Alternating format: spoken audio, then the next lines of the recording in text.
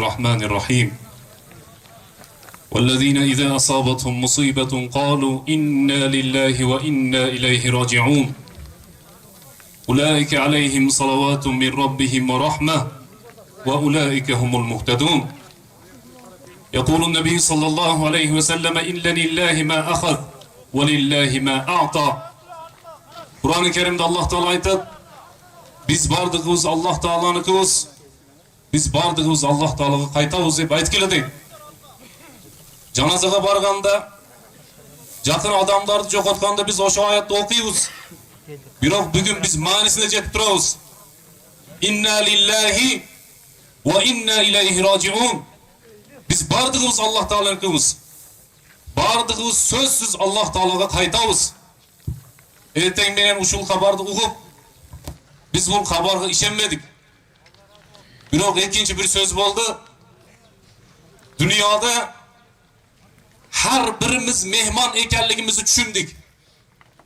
Kecha başkası, bugün başkası, erteң başkası.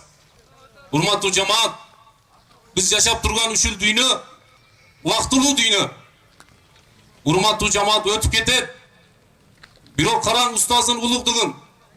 Oşonda cemaat işin taşlap, başka bardyk nersesini taşlap uşul jerde ustazı saatlap kütüp turat. Men de janazasına katışıp balayım dep.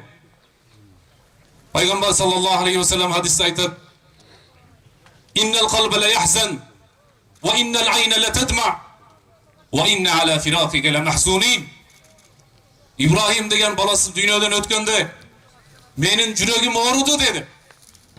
Menin közümden jaş geldi. Siz bizi taşlap ketkeningizden biz kıylandık dedi. Allah subhanahu ve teala'ga dua kılaylık. Ustazımızı nafakat dini ustaz, yürüşte örgetti, turuşta örgetti, ye içti, içti, bardık nerseni örgetti. Hazır münacakta bola turgan eseplerini Allah Teala asan kılsın. Ardından biz de dualarımla istey turgan bendeler katardasın. Khiru davana elhamdülillahi rabbil alemin. Selamun aleyküm ve rahmetullahi ve berekatuhu.